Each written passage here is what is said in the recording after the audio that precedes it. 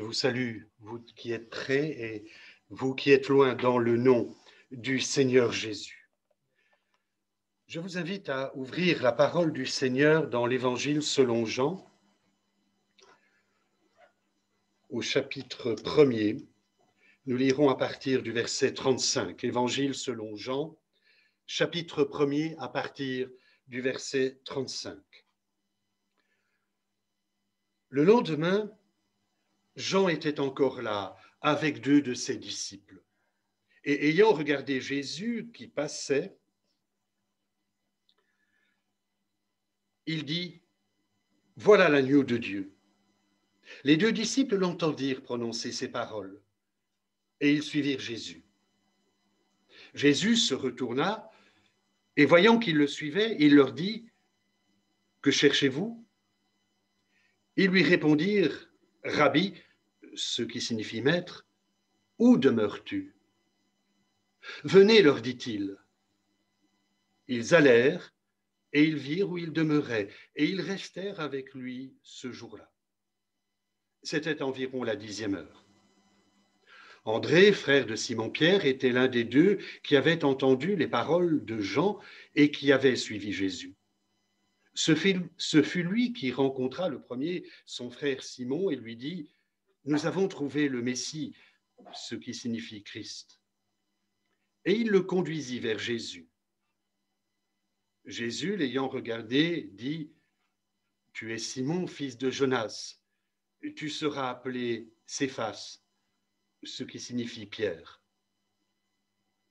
Le lendemain, Jésus voulut se rendre en Galilée et il rencontra Philippe.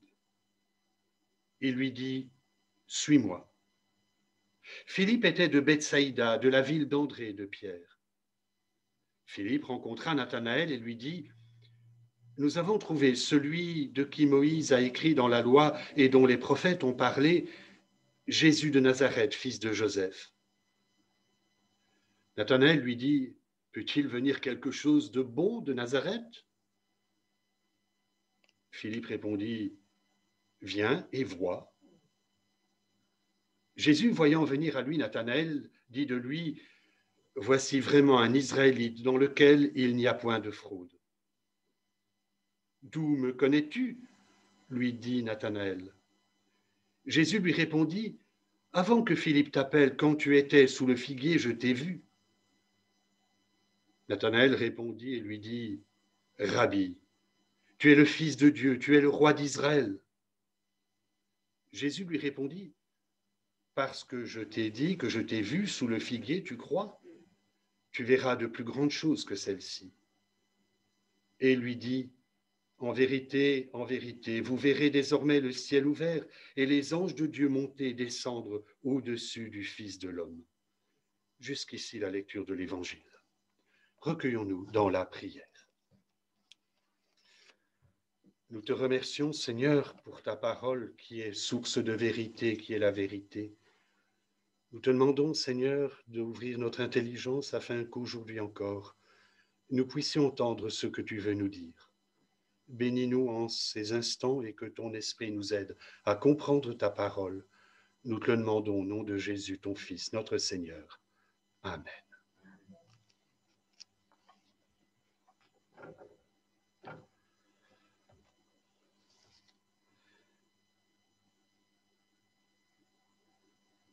Est-ce que vous m'entendez bien ici, les personnes qui sont dans la salle? Oui, ça va? Parce que je n'ai pas une forte voix. Le 10 janvier dernier, je vous parlais de Luc et de son témoignage écrit à Théophile. Luc avait voulu, dès le début de sa biographie sur Jésus, l'Évangile, convaincre Théophile du bien fondé de ce qu'il a entendu concernant Jésus de Nazareth. Aujourd'hui, je voudrais introduire ma prédication par des représentations des évangiles ou des évangélistes réalisées par des artistes. Au cours des siècles, des artistes ont essayé de rendre le message de l'Évangile tel qu'ils le comprenaient ou l'avaient reçu. Si vous avez visité une église catholique, vous aurez sans doute remarqué des statues ou des vitraux représentant les évangélistes Matthieu, Marc, Luc et Jean. Souvent, on les a représentés sous forme de symboles. Vous en avez un exemple ici.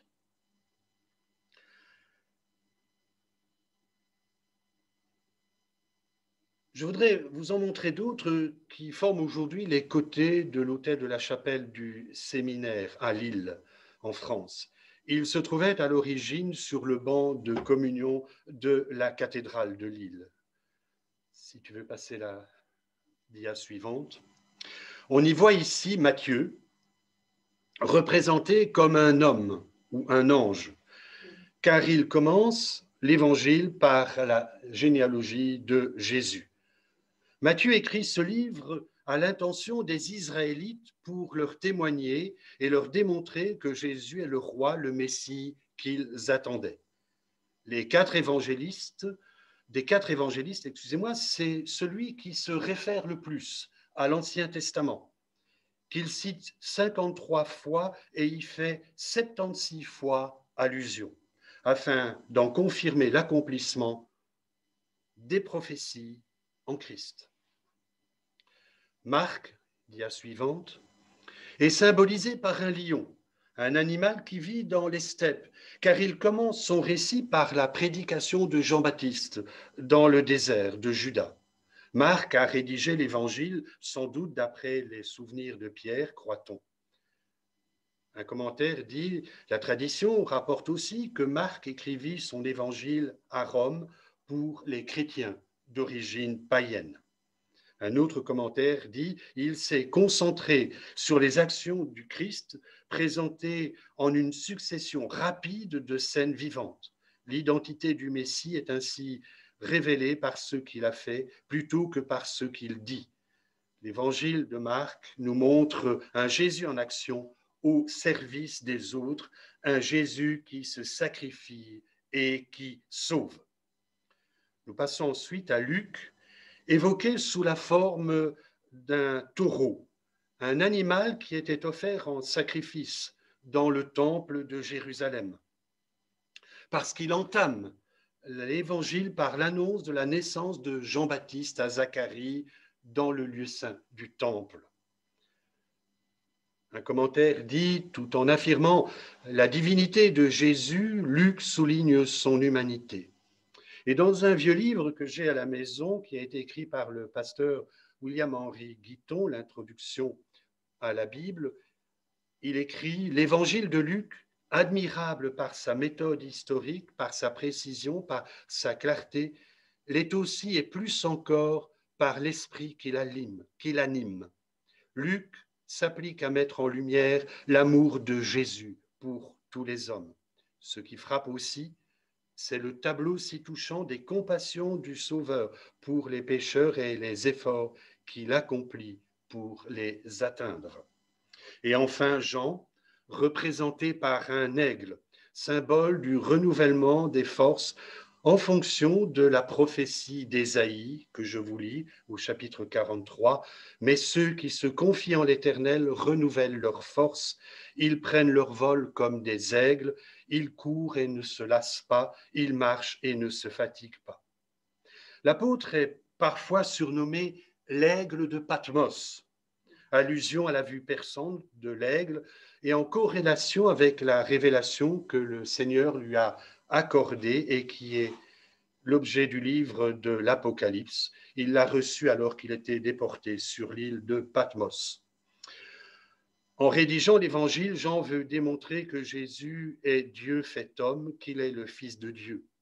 Il écrit d'ailleurs « Et la parole s'est faite homme, elle a habité parmi nous, pleine de grâce et de vérité, et nous avons contemplé sa gloire, une gloire comme celle du Fils unique venu du Père. » Cette façon de représenter les évangiles et où les évangélistes remontent à Irénée, un père de l'Église qui vivait au deuxième et au début du IIIe siècle. En fait, il serait mort en l'an 200 en martyr, il serait mort en martyr à Lyon en l'an 200, 202. Il pensait, Irénée donc, il pensait, suivi par d'autres, avoir trouvé dans les 4 êtres vivants de l'Apocalypse et les 4 êtres vivants de la prophétie d'Ézéchiel une représentation symbolique des 4 évangiles. Mais c'est à Jérôme, celui qui a traduit la Bible en latin, la Vulgate, que l'on doit l'interprétation iconographique que vous avez vue, iconographie populaire adoptée dans l'art à partir du Moyen Âge. Si j'ai voulu commencer la prédication de ce matin par l'évocation de ces représentations des 4 évangiles, c'est pour souligner l'intention première des évangélistes. Ils voulaient attester que Jésus est vraiment le Messie annoncé par les prophètes d'Israël. Ils affirmaient qu'il est véritablement le Fils de Dieu, le Sauveur. Comme nous pouvons le lire dans la conclusion que l'apôtre Jean apporte au récit de la résurrection, Jésus a accompli encore, en présence de ses disciples, beaucoup d'autres signes qui ne sont pas écrits dans ce livre. Mais ceux-ci ont été décrits afin que vous croyiez que Jésus est le Messie, le Fils de Dieu, et qu'en croyant, vous ayez la vie en son nom. Revenons au texte de l'Évangile selon Jean. Et je m'arrêterai d'abord au témoignage de Jean-Baptiste. Dans le prologue à l'Évangile, l'apôtre écrit « Il y eut un homme envoyé par Dieu, son nom était Jean. Il vint comme témoin pour rendre témoignage à la lumière afin que tous croient par lui. Il n'était pas la lumière, mais il vint pour rendre témoignage à la lumière. » Et un peu plus loin, Jean, donc pas lui, mais Jean-Baptiste, Jean lui a rendu témoignage et s'est écrié « C'est celui à propos duquel j'ai dit, celui qui vient après moi m'a précédé, car il était avant moi. » Et il poursuit son récit en reprenant le témoignage de Jean-Baptiste que nous n'avons pas lu, que je vais vous lire maintenant, témoignage qu'il rend alors qu'il est interrogé par les autorités, par les représentants des autorités de Jérusalem. On lui a envoyé des messagers pour le questionner, pour lui demander « Mais pourquoi est-ce que tu prêches? Qu'est-ce que tu fais là? Qu'est-ce que tu nous dis ?» Ceux qui avaient été envoyés, je lis, étaient des pharisiens. Ils l'interrogèrent encore. « Si tu n'es pas le Christ, ni Élie, ni le prophète, pourquoi donc baptises-tu » Jean leur répondit « Moi, je vous baptise dans l'eau, mais il y a au milieu de vous quelqu'un que vous ne connaissez pas. Il vient après moi. Je ne suis pas digne de délier la lanière de ses sandales. » Tout cela se passait à Béthanie, de l'autre côté de la rivière, le Jourdain, où Jean baptisait. Le lendemain, Jean voit venir Jésus à lui et il dit « Voici l'agneau de Dieu qui enlève le péché du monde. C'est de lui que j'ai parlé quand j'ai dit « Un homme vient après moi, mais il est plus important que moi, car il existait déjà avant moi. Moi, je ne le connaissais pas, mais je suis venu baptiser dans l'eau afin de le faire connaître au peuple d'Israël. » Jean déclara encore « J'ai vu l'Esprit de Dieu descendre du ciel comme une colombe et demeurer sur lui. J'en suis témoin. Je ne le connaissais pas, mais Dieu qui m'a envoyé baptiser dans l'eau m'a dit « Celui sur qui tu verras l'Esprit descendre et demeurer, c'est lui qui baptise dans l'Esprit Saint. » J'ai vu cela, dit Jean, et je suis donc témoin que c'est lui le Fils de Dieu. Mais avant d'aller plus loin, je voudrais qu'on revienne un peu en arrière, enfin un peu en arrière, une trentaine d'années en arrière. Dans le temple, lorsque Gabriel est apparu à Zacharie, qui effectuait son service, donc apporter l'offrande du parfum, nous ne savons pas si c'était le matin ou le soir, ça se faisait 2 fois par jour, au lever du soleil et au coucher du soleil. Toujours est-il que l'ange est venu et il lui a apporté ce message. Je vous rappelle que Zacharie et Élisabeth n'avaient pas d'enfants, qu'ils étaient tous les deux âgés. Gabriel dit à Zacharie, « N'aie pas peur, Zacharie, car Dieu a entendu ta prière, ta femme Élisabeth te donnera un fils, tu l'appelleras Jean. Il sera pour toi le sujet d'une très grande joie et beaucoup de gens se réjouiront de sa naissance. Il sera grand aux yeux du Seigneur, il ne boira ni vin, ni boisson alcoolisée. Il sera rempli de l'Esprit Saint dès le sein maternel. Il ramènera beaucoup d'Israélites au Seigneur leur Dieu. Il accomplira sa mission sous le regard de Dieu avec l'esprit et la puissance d'Élie pour réconcilier les pères avec leurs enfants, pour ramener ceux qui sont désobéissants à penser comme des hommes justes. Et voilà ce que j'insiste pour que vous reteniez, et former ainsi un peuple prêt pour le Seigneur. 30 années plus tard, une trentaine d'années plus tard, comme Gabriel l'avait dit, Jean s'est adressé à Israël. Et par sa prédication, il a commencé à préparer le peuple afin qu'il soit prêt, vraiment, pour recevoir le Messie. Tout comme les prophètes l'avaient annoncé auparavant dans Ésaïe et Malachie. Je voudrais que nous passions maintenant au témoignage d'André. Le lendemain, après ce témoignage rendu par Jean, voici l'agneau de Dieu qui ôte le péché du monde, Jean était de nouveau au bord du Jourdain et, comme il avait l'habitude de le faire, il interpellait la foule. Et quand je dis interpeller la foule, vous vous souvenez sans doute de ces films où on le voit tonitruant, crier sur les gens. Je ne sais pas s'il était aussi violent dans sa prédication qu'on le représente au cinéma, mais il est un fait qu'il avait un courage et qu'il n'avait pas peur de dire aux gens ce qu'il pensait qu'il devait leur dire et qui lui était inspiré par Dieu. Et donc, les gens s'étaient rassemblés une nouvelle fois et voilà que Jésus, une nouvelle fois, passe. Jean s'est tout de suite interrompu dans ce qu'il disait, et comme il l'avait proclamé la veille, il s'écrie « Voici l'agneau de Dieu ». Je suppose que les gens ont dû s'interroger, mais elle a trouvé un écho chez deux de ses disciples. Jean avait des disciples, des personnes qui le suivaient, qui l'accompagnaient, qui recevaient son enseignement. Voici l'agneau de Dieu.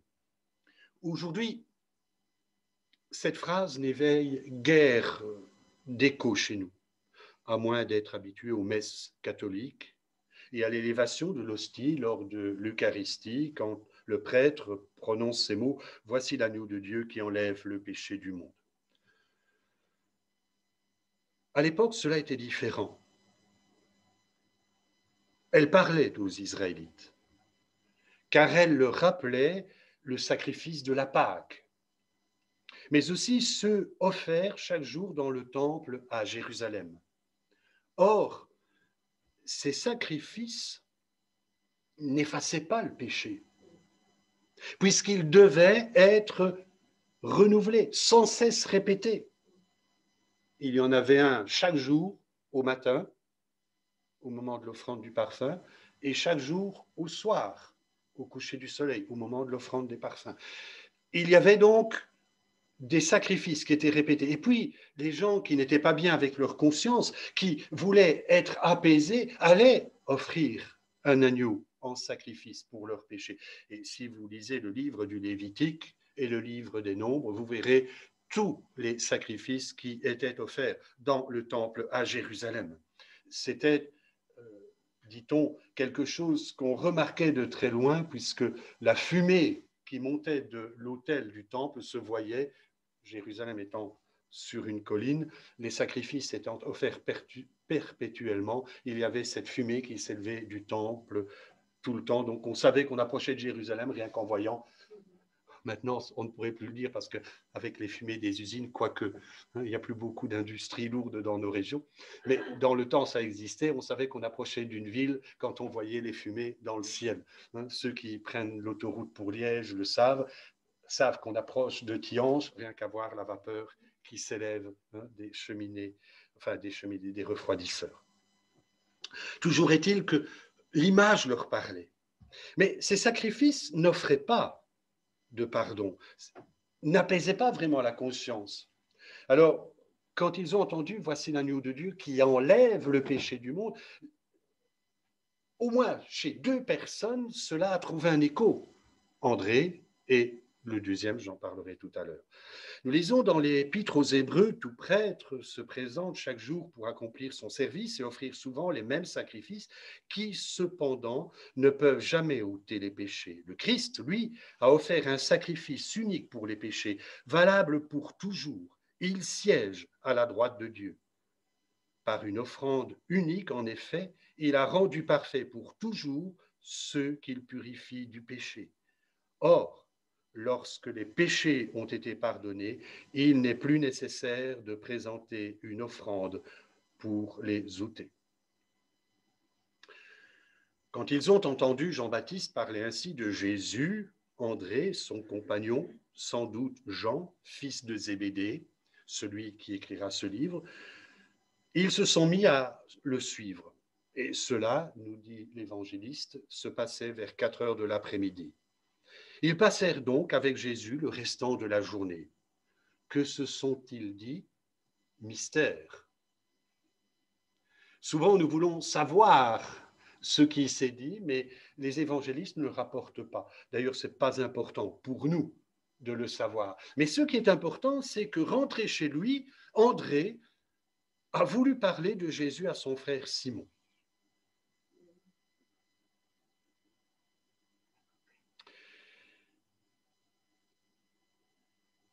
Il ne s'étend pas sur ce qu'André a dit à Simon.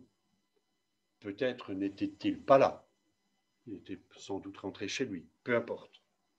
Voilà ce qu'il rapporte simplement. André, le frère de Simon-Pierre, était l'un de ces deux qui, sur le mot de Jean, s'était mis à suivre Jésus. Il fut le premier à trouver son propre frère Simon, et lui dit « Nous avons trouvé le Messie ». Ce mot se traduit Christ. Il l'amena à Jésus qui, arrêtant sur lui son regard, lui dit « Tu es Simon, le fils de Jean, tu seras appelé Céphas », ce qui veut dire Pierre. André est retourné chez lui. Mais sa rencontre avec Jésus a provoqué en lui le désir d'en parler avec quelqu'un.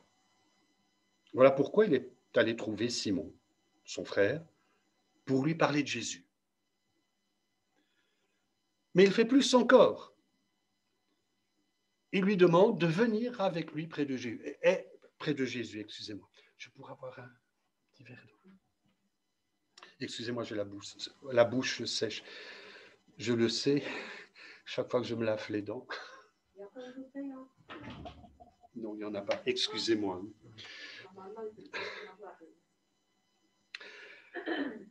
Il fait plus encore. Il veut amener Simon auprès de Jésus. Pour lui, c'est important que Pierre fasse la rencontre de Jésus.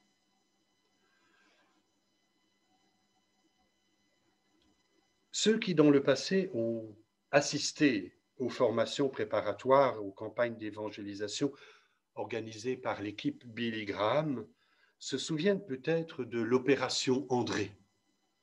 Je ne sais pas si certains ont assisté aux campagnes qui se sont faites. Il y avait cette opération André qui consistait à contacter personnellement et amener aux réunions des personnes de son entourage. On conseillait, donc il y avait une formation, on nous disait comment faire pour aborder la question, comment faire pour donner envie aux gens de venir assister à la réunion. Et ça marchait parce que beaucoup de personnes venaient aux réunions, donc à la campagne, plus parce qu'elles ont été conduites par quelqu'un de leur entourage que par la publicité qui était faite un peu partout dans la presse et sur les panneaux publicitaires. Je suppose que vous... Merci. Merci beaucoup. Je suppose que vous vous souvenez de cela, ceux qui ont vécu ce temps-là. Pour pouvoir témoigner de Jésus auprès des autres, et j'ouvre une parenthèse, même dans le cercle familial, il faut d'abord avoir fait une rencontre personnelle avec le Christ. On ne peut convaincre quelqu'un si on n'est pas soi-même convaincu, à moins d'être un fabulateur, Et il y en a. Je me souviens, j'étais adolescent et nous avions reçu à Péroué une équipe d'opération mobilisation et nous étions partis à Blaton pour faire le porte-à-porte, comme on faisait à l'époque. Maintenant, ce n'est plus une chose qu'on fait. Je ne sais pas si ce serait bien accepté par la population, mais on le faisait. Et dans la rue, il y avait des enfants, c'était l'été, et qui sont venus nous accompagner. Et puis, il y a un petit qui est venu avec nous, il avait peut-être 13-14 ans, et il est parti frapper une porte à côté. On a ouvert la porte, on vient vous parler de Jésus, mais bon, il nous avait accompagnés, il n'était jamais venu auparavant au temple, il n'était jamais venu assister à une... Il est venu le dire. Alors, ça m'a toujours marqué, il nous a accompagnés, trouvé ça chouette, mais quelque part, qu'est-ce qu'il pouvait dire? Quoiqu'à l'époque, les enfants allaient encore au catéchisme, ils suivaient encore le cours de religion. André est parti trouver son frère, il lui a parlé de Jésus, et puis il lui a dit, bon, viens, je vais te présenter à Jésus, ou je vais te présenter Jésus. C'est après donc avoir parlé avec Jésus que Simon-Pierre se décidera à le suivre. Et nous savons que plus tard, après la pêche miraculeuse, effrayé, il a dit à Jésus, ça c'est Luc qui le rapporte, « Seigneur, éloigne-toi de moi, parce que je suis un homme pécheur. » C'est aussi lui, Pierre, qui fera devant Jésus cette déclaration alors qu'ils étaient sur le territoire de Césarée de Philippe. Jésus leur a demandé, « Vous, qui pensez-vous que je suis ?» Et Pierre a dit, « Tu es le Messie, le Fils du Dieu vivant. » Déclaration qu'il réitérera un peu plus tard, près du lac de Galilée, quand beaucoup de personnes commençaient à prendre leur distance vis-à-vis de Jésus, au début de ce qu'on a appelé, dans le temps, ceux qui suivaient un peu les cours sur la vie de Jésus, l'année d'opposition.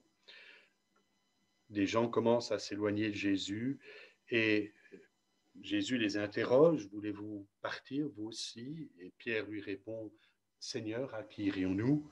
Tu as les paroles de la vie éternelle et nous croyons et nous savons que tu es le Messie, le Fils du Dieu vivant. » Pierre n'aurait jamais pu dire cela si André ne l'avait pas conduit à Jésus.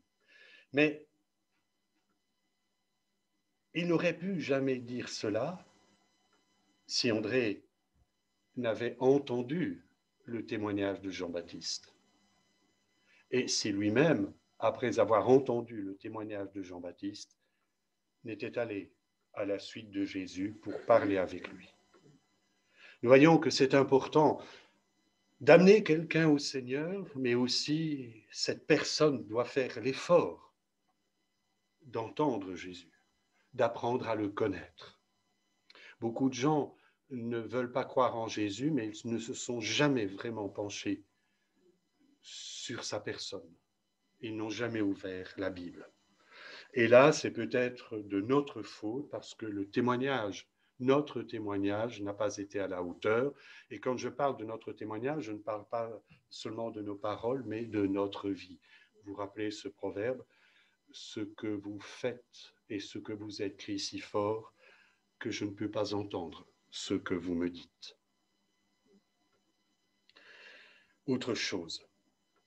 Si nous voulons voir des personnes se tourner vers le Seigneur, venir au Seigneur, comme on le dit dans notre patois de Canaan, il nous faut leur parler de lui, tout comme André l'a fait à son frère Simon. L'apôtre Paul écrivait aux chrétiens de Rome, et je cite ici la traduction parole de vie, mais comment s'adresser au Seigneur si on ne croit pas en lui? Comment croire au Seigneur si on n'a pas entendu parler de lui? Et comment entendre parler de lui si personne ne l'annonce? J'en viens maintenant au témoignage de Philippe. Philippe qui dit à sans doute un de ses amis, Nathanaël, « Nous avons trouvé celui dont Moïse a parlé dans le livre de la loi et dont les prophètes aussi ont parlé, c'est Jésus, le fils de Joseph de Nazareth. » Et ici encore, Jean ne s'attarde pas sur la rencontre de Jésus avec Philippe, parce qu'il nous dit que le lendemain, donc le lendemain où André et Jean ont rencontré Jésus, Jésus passe de nouveau, il voit Philippe, il l'appelle et Philippe le suit. Était-il un disciple de Jean-Baptiste? Jean ne le précise pas, nous n'en savons rien. Il ne s'attarde donc pas sur cette rencontre, mais on s'aperçoit que Philippe devient un témoin. Et quelque part, il a été convaincu par l'appel de Jésus et ceux qui se sont dit, mais bon, dans la sphère du privé. La réaction de Nathanaël, quand il entend Philippe parler de Nazareth, pourrait nous faire croire que le témoignage de Philippe ne le convaincra pas. Oh, mais ce n'est pas la peine de lui parler, il ne m'écoutera pas. Et c'est souvent notre réaction, alors on se tait. Vous vous souvenez de la réaction de Nathanaël, de Nazareth? Que peut-il venir de bon de Nazareth? Nathanaël était originaire de Cana, tandis que Philippe était de Bethsaïda. Pas très loin, mais bon. Cana, une petite bourgade située à quelques 6 kilomètres au nord-est de Nazareth. Et comme la plupart de ses contemporains, il avait une piètre opinion des habitants de Nazareth. Il existait à l'époque un antagonisme digne des romans de Marcel Pagnol entre Nazareth et les cités d'alentour, dont les habitants méprisaient, dit un commentaire, la ville de Nazareth parce qu'une garnison romaine y était installée, mais aussi à cause de l'attitude distante des Nazaréens, dit toujours le commentaire, et leur piètre réputation morale à ses habitants et religieuse qui leur vaut cette remarque dure de Nathanaël. En fait, je ne sais pas si les habitants de Cana étaient plus religieux, plus spirituels dans le sens de la piété, je n'en sais rien. Mais Philippe, lui, n'est pas tombé dans le piège. Vous savez que souvent, quand on parle de Jésus, moi j'ai déjà vu souvent cela, les gens tout de suite bifurquent vers la question de religion. Vous avez un service religieux protestant pour une cérémonie funèbre, et les gens disent ça, c'est bien chez vous, ça ne veut pas dire qu'ils viendront. Mais tout de suite, ils font des comparaisons, ils comparent. Et là, c'est fichu, une fois qu'on entre dans la comparaison, parce que chacun veut rester un peu dans ce qu'il connaît et a peur du nouveau. Philippe, lui, ne veut pas entrer dans la discussion. Il voulait parler de Jésus et comme Nathanaël ne semble pas vouloir l'écouter, il lui dit, et je pense que c'est l'Esprit de Dieu qui lui a inspiré ces mots, viens et vois. Je me rappelle d'une blague de Samuel, mais je ne la raconterai pas ici, mais avec des gens qui ont été invités à une soirée d'évangélisation. Et s'il me le rappelait tout à l'heure, ce sera sans doute passé. Mais il est vrai qu'on invite les gens à venir. Et c'est mieux d'inviter les gens à venir. Parce que si on essaie de discuter avec eux, la plupart du temps, on perd son temps. Maintenant, encore une fois, on aurait bien aimé avoir la discussion de Jésus avec Nathanaël. Mais Jean la passe sous silence. Soit parce qu'il n'y a pas assisté, c'est possible, soit parce qu'il ne l'a écrit que sur le témoignage de Philippe et de Nathanaël, Nathanaël que l'on appelle dans les autres évangiles Barthélemy. Je pense plutôt que s'il passe cet entretien sous silence, c'est parce que justement cela s'est fait en privé et sans doute par respect pour ce qui s'est dit, et il a jugé bon, et je pense inspiré par l'Esprit aussi, il a jugé bon de passer sous silence cela, ce qui reste privé est privé. Ce que vous dites au Seigneur en privé, eh bien, ne regarde personne d'autre que vous et le Seigneur. D'ailleurs, le Seigneur nous conseille de nous retirer dans notre chambre pour nous adresser en privé à notre Père céleste. Il y a des choses que l'on peut dire dans la prière en public, mais il y a des choses que nous ne pouvons dire qu'en privé à notre Père céleste.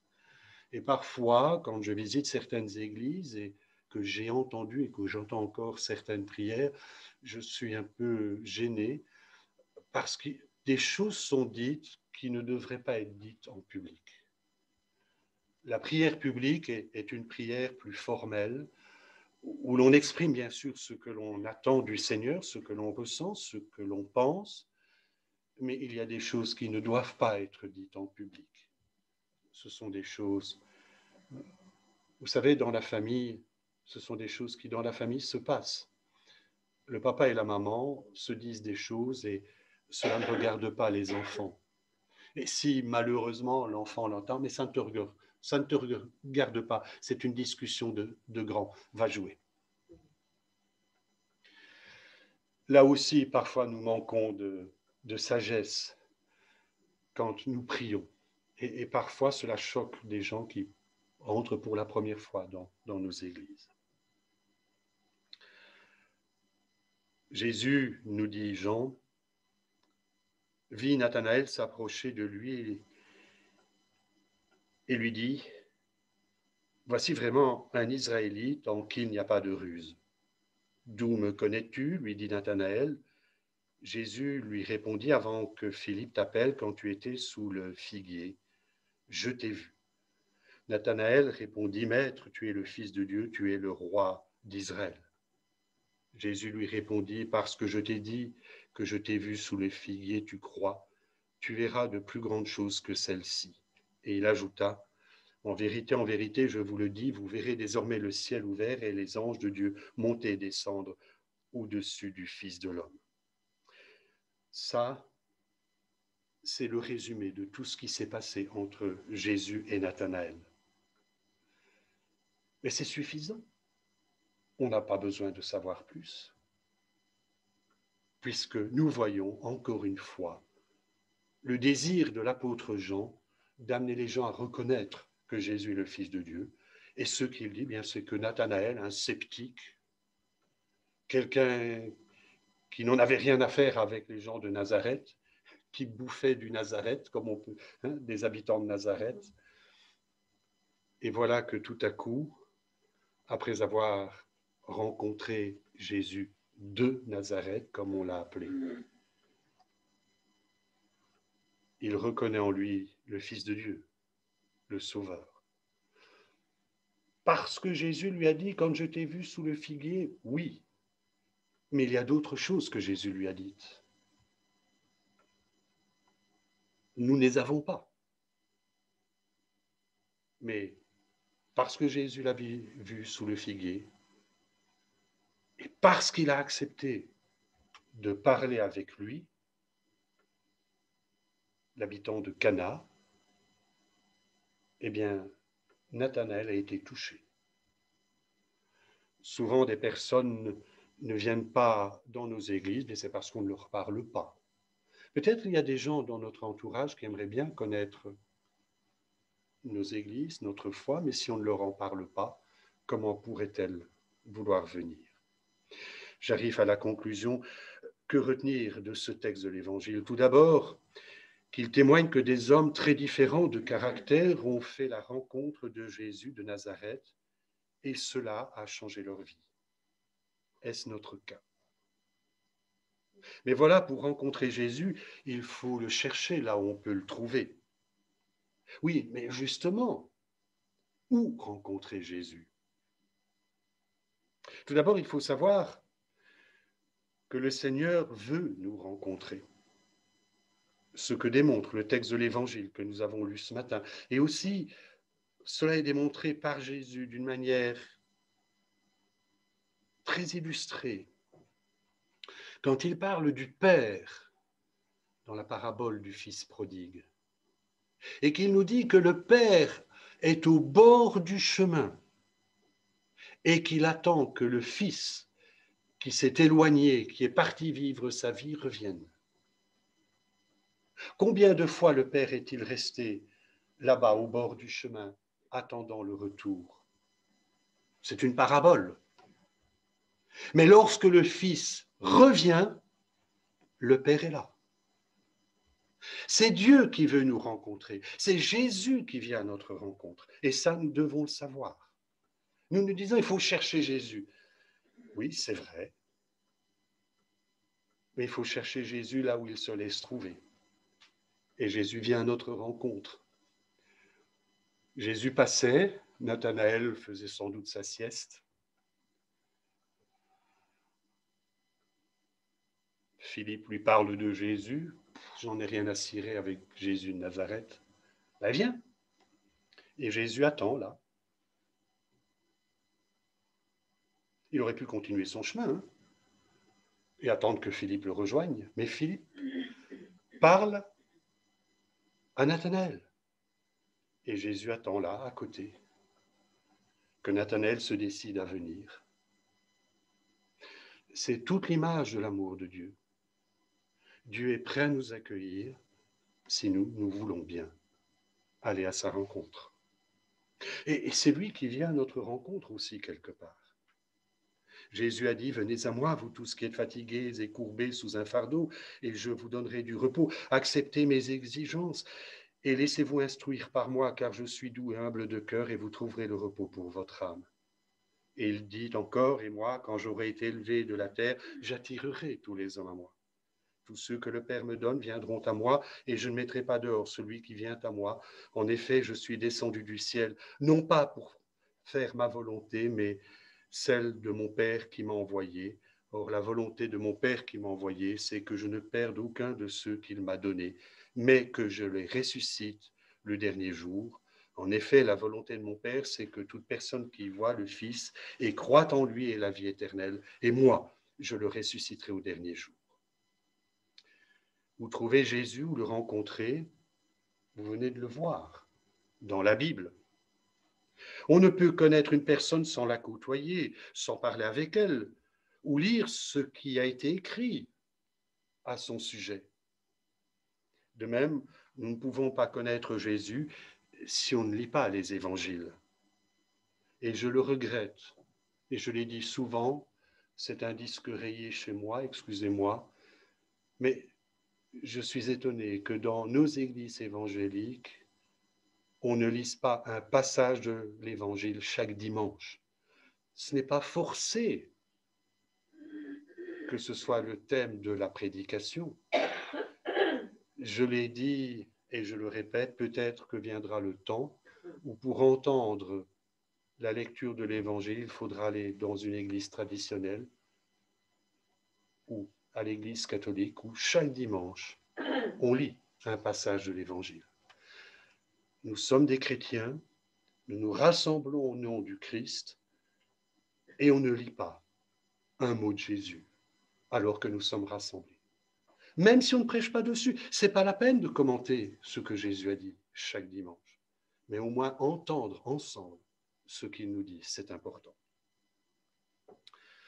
André, Pierre, Philippe, Nathanaël ont rencontré Jésus et leur vie a été transformée. Et des millions d'autres l'ont fait après eux. Ils ont reconnu en lui le Messie promis par les prophètes d'Israël et ils ont cru en lui. Ne voulez-vous pas vous aussi reconnaître en Jésus, le Fils de Dieu, votre Sauveur? Si vous voulez vraiment le faire, si vous voulez apprendre à le connaître, je vous invite à lire les évangiles. Vous pouvez aussi rencontrer le Seigneur en le priant. Pour ce faire, adressez-vous simplement à lui avec vos mots pour lui dire que vous désirez qu'il se révèle à vous. Beaucoup de personnes ont témoigné que le Christ avait d'une manière ou d'une autre répondu à leurs prières. Et on a entendu ces récits de missionnaires qui sont arrivés dans certaines régions où l'évangile n'avait jamais été annoncé et que des gens s'étaient adressés à celui qu'ils ne connaissaient pas, demandant qu'il se fasse connaître à eux. Et quand les missionnaires sont arrivés, « Ah, vous êtes celui, vous êtes ceux que nous attendions pour nous parler. » Nous parler de qui? De Jésus de Nazareth.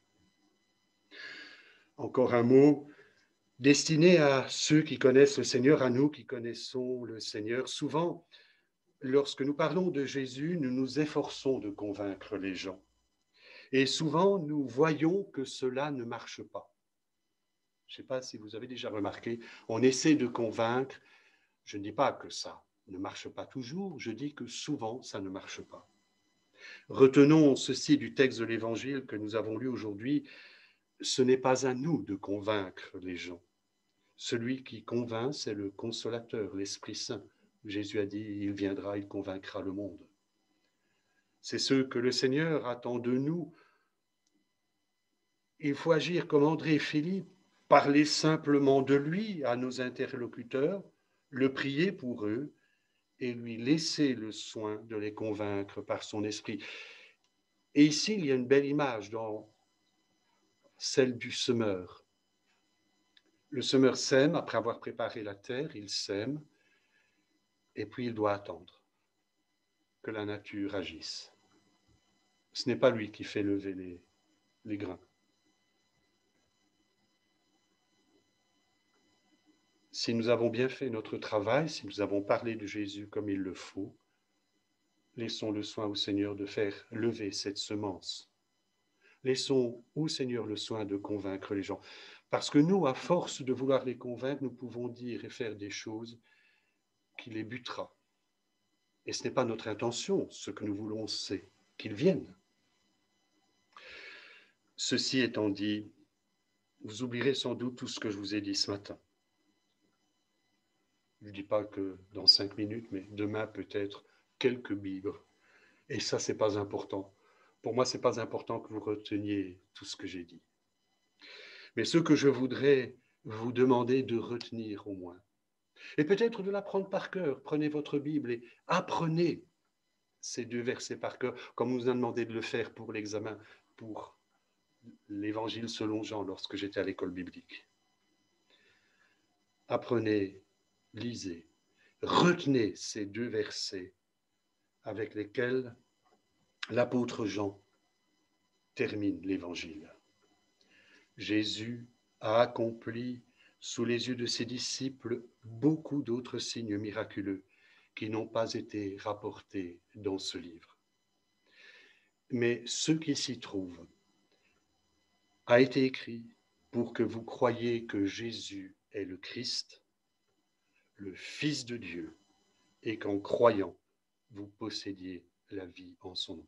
Vous allez me dire pourquoi vous le lisez si vous le connaissez. C'est parce que je cite dans une version qui est la seconde 21. Je ne la connais pas par cœur, je la connais dans l'ancienne version Louis II. Afin que vous croyiez que Jésus est le Christ, le Fils de Dieu, et prenez cette parole pour vous, afin qu'en croyant en lui, Jésus de Nazareth, vous possédiez la vie en son nom. Prions le Seigneur. Père céleste, oui, nous te remercions comme nous l'avons chanté au début de ce culte, de ce que tu nous as donné ton Fils, de ce que tu t'es révélé à nous par ta parole, par le témoignage d'un frère ou d'une sœur, dans une réunion, par un film, que sais-je. Tu t'es fait connaître à nous, tu nous as fait connaître ton amour et celui que tu nous as donné dans ton amour afin qu'il soit notre sauveur. Ensemble, ce matin, nous nous approchons de toi avec toute notre reconnaissance pour te dire merci, Seigneur, pour cela. Et je te prie, nous te prions ce matin pour ceux et celles qui n'ont pas encore fait le pas de te rencontrer, que tu puisses mettre dans leur cœur ce désir de te rencontrer personnellement, ô toi, Jésus, l'agneau de Dieu qui enlève le péché du monde. Fais-toi connaître à eux. Utilise-nous pour que d'autres personnes puissent venir à te connaître. C'est là la bénédiction que nous te demandons ce matin, Seigneur. Amen.